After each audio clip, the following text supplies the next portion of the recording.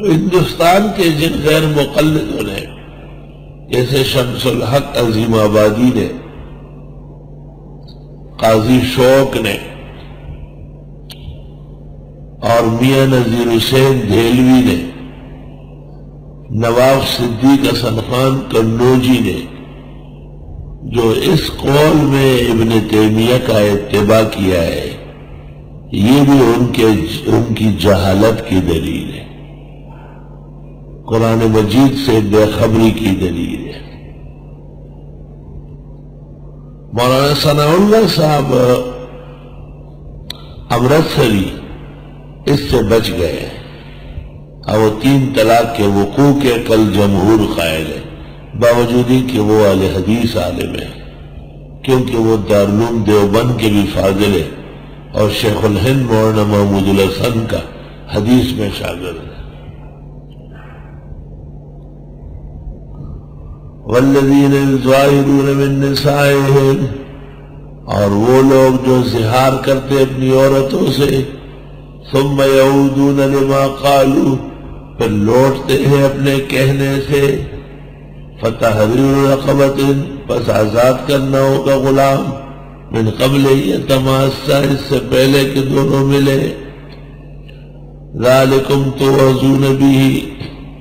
یہ تمہیں نصیحت ہے، واللہ بما تعملون خبیر، فمن لم یجد، جو غلام نہ پائے کہ آزاد کرے، فصیام شہرین متتابعین، پس روزہ رکھنا ہوگا 2 مہینے پے در پہ،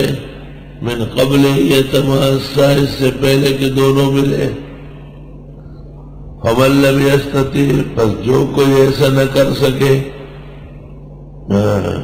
2 مہینے روزہ نہیں رکھ سکتا، فاطعام 60 مسکینہ، کھانا کھلائے 60 مسکینوں کو، یعنی ایک روزے کے بدلے میں 2 مسکین کا کھانا ہے۔ ذالک لتؤمنوا باللہ ورسولہ،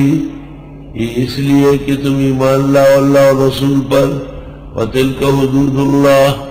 اور یہ اللہ تعالیٰ کی حدیں ہیں، وللکافرین عذاب علیم، اور کافروں کے لیے عذاب دردناک ہے۔ ان الذین یحادون اللہ ورسولہ، بے شک جو لوگ خلاف کرتے اللہ اور رسول کا، کبتوا ذلیل ہے، کما کبت الذین من قبلہم، جیسے ذلیل تھے ان سے پہلے، وقد انزلنا آیات بینات، اور ہم نے اتاری آیت واضح، وللکافرین عذاب مہین، اور کافروں کے لیے عذاب رسوا کن ہوگا۔ یوم، یہ اخروی وعیدیں چل رہی ہے، یوم یبعثہم اللہ جمیعا، جس دن اٹھائے گا ان کو اللہ سب کو، فینبئہم بما عملوا، بتا دے گا ان کے اعمال کا، احصاہ اللہ ونسوہ، اللہ نے سب کچھ گنا ہوگا اور یہ بھول چکے ہیں، واللہ علی کل شیء شہید، اللہ تعالیٰ ہر چیز پر حاضر ناظر ہے، گواہ ہے، حاضر ناظر ہے۔